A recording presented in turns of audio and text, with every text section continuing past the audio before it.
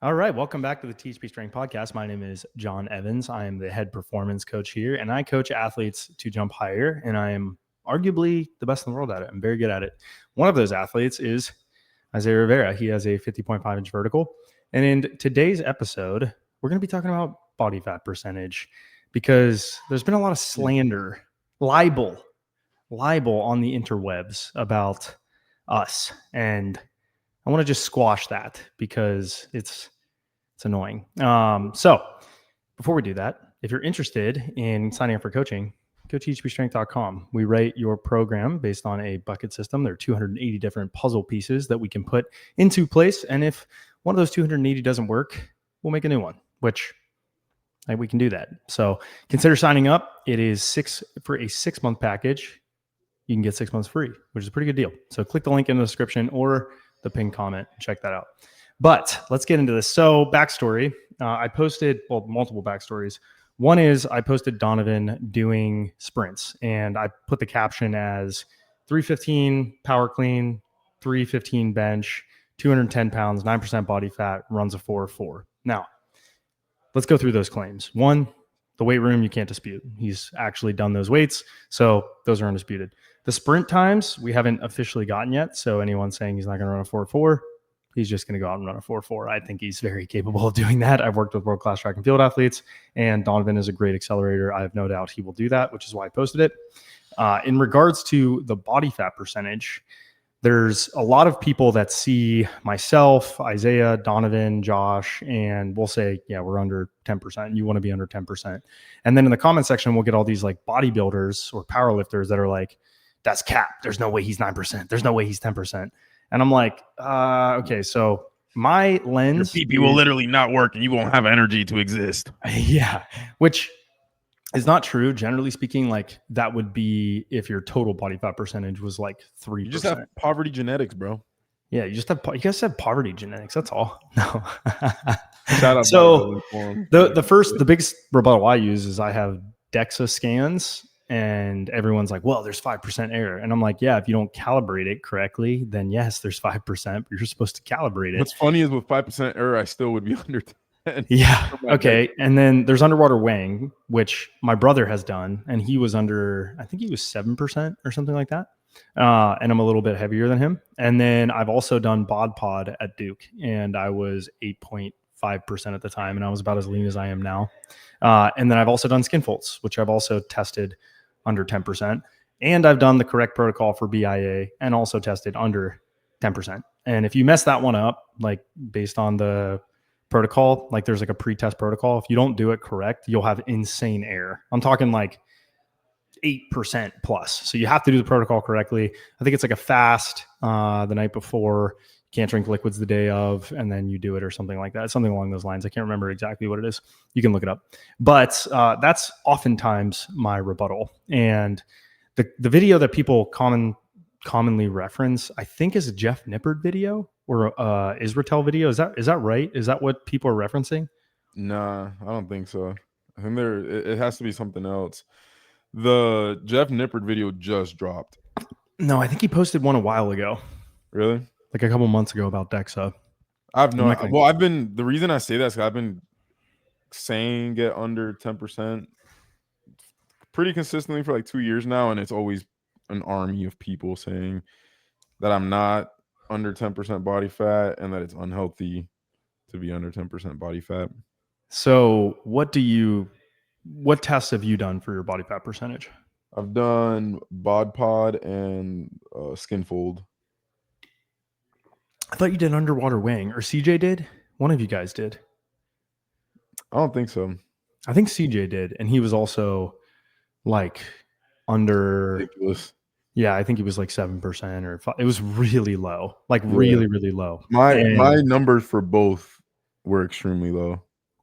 Yeah, and you've done skin folds a handful of times, right? I've done it like 8-site skin folds. I've done 5-site skin folds, and I've done it like 15 plus times, and I'm always under 10%. They literally used me as an example in the exercise science class, and they were looking at me like I was a freak. Like they're like something was wrong with me. Yeah, so it's kind of funny. Like, you know, the people that are saying this, I don't know where they're getting their information from. And even if you look at those graphs, which I'm going to pause this. All right. So we pulled up the video here, the Jeff Nippard video, and let's just go through some of them. So here's about 8%. And we'll just look. And this guy, one thing I want to note is this guy has a lot of muscle mass, first and foremost. So I think that's commonly where people get confused is they think that you can't have, like, that's what you have to look like when you have an 8% body fat. But that's not the case. It's just like Isaiah doesn't have as much upper body muscle mass as that guy, obviously. But you can still have 8% body fat and not have a ton of muscle. It's way harder to have a lower body fat percentage when you have more muscle mass because you're going to be typically anabolic much of the time. But I don't think this guy's like really that different from you. I mean, I'd say that's pretty similar, all things considered. Do you Especially if you look at like if you look at his legs and core, and then consider the fact that he's like shaved too, and like perfect. The other thing too is the lighting. I mean, they literally have. I mean, you can see the highlights here. I mean, they have an actual lighting setup here, so it's going to be, the best possible lighting. He's shaved. He's got a lot of muscle mass, so it's going to look like he's considerably leaner than what I think, people think is the case. So the core, like your abs, is like where you can really tell, in my opinion. Like, yeah, I don't know what this 50%. Oh, 5. So that's pretty lean. My arms are actually probably maybe not quite as lean, but pretty close. When I start to see veins in my abs, that's when I know that I'm very, very, very lean.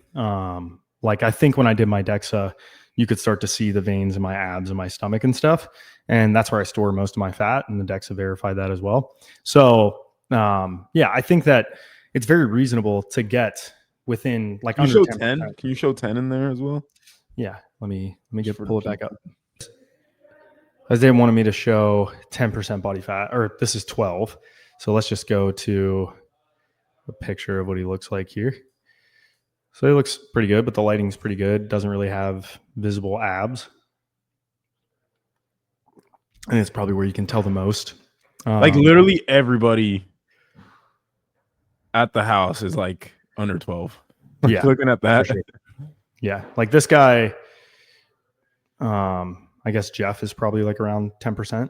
I think the big thing here is like fat distribution. So when you're 10%, where you store your fat, like Jeff doesn't have really much fat on his arms. It also looks like he has a pump as he's coming in. Both of these guys look like they have a pump. They're like actually doing like the flexes. So I don't store any fat really on my arms. Like this guy's pretty similar to what most of us are. Most of these guys are upper body monsters. You can tell, but I think most of us are relatively similar. I think if we were to shave with ideal lighting and had a pump, we're probably going to be relatively close. And I think that's maybe a big caveat is like people don't realize that they're making this look as aesthetic as possible. They're doing poses, they're getting a little bit of a pump, probably doing push-ups before, and they have a lot of muscle mass. So if you have more muscle mass, just the raw freaking videos.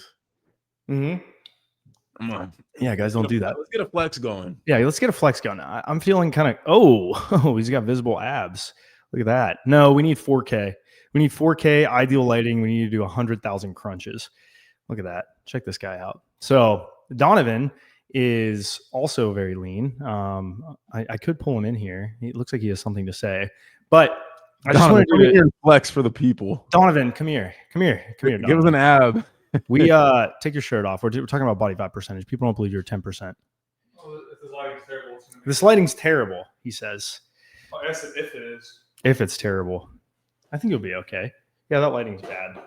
That's pretty bad, but yeah, I'm very confident. You see Donovan in good lighting, you can see all the striations, and when you see him sprint, it's very, very similar. So, what do you think your body fat percentage is? Anywhere from 8 to 11.5. 8 to 11.5. We're going with that. And I agree with that. Probably depends on the day, how much water weight he has. Can you shut that light off? Thanks, man. I think I'm 7 to 10 would be my guess. Yeah. I mean, I've tested numerous times. Right now, I'm not sure, but I've just tested so many times under 10 that I'm with every single protocol that I'm kind of like. I'm still shook at like the the bod pod stuff. I actually question how accurate that was, but like I also did it. It was like we did it twice. The freaking calipers double validated it. So What were like, you on that one? they were both like 5, 6. Something like that. 5 is probably that's pretty low. I mean, African Americans do have lower body fat percentages on average. I think for athletes, I think it's like well documented in research.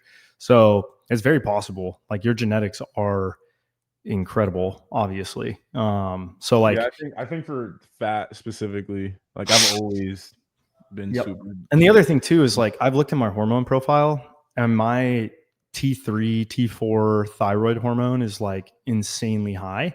And those are metric for metabolism. So, and my growth hormone was insanely high. My testosterone was high, but my DHT was a little lower because I'm on finasteride, which blunts DHT levels. So I think, and it raises testosterone to kind of compensate. But yeah, I think we kind of rest our case there. I wish we. I do have a question. Some better lighting. Yeah. Is it unrealistic to tell people to get to 10%? I have a take on this. I think if you make good choices and you do the training, it's very realistic. If you do what Dom and I are doing right now, I think it's very realistic to get under 10. I do think genetics play a huge role in what body fat percentage you can maintain, how easily you can lose weight. But one of my favorite quotes, facts don't care about your feelings. If you want to jump high, you need a low body fat percentage. Yeah. Like if you want to jump, if you want to reach your genetic potential for jumping, yeah. Like I've never seen people jump higher at a higher body fat percentage. Yeah, and every elite jumper I've ever seen is shredded. Mm-hmm. Like I'm talking like 47 plus.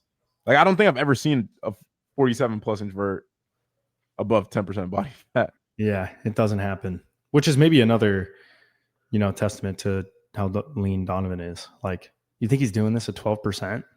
Nah, he's like, if you like, no homo. Sometimes I pull up. This is when he was waking up early, and I would pull up to the house, and then I would just see him like run by or something, and I'd be like, "What the fuck?" Like, yeah, he's a specimen. Like his abs are just like, yeah, I know. His legs are huge too. But yeah, that's a video, guys. I hope you enjoyed it. We'll see you tomorrow. Sign up for the coaching. Click the link in the description if you want to get lean like us. Bye.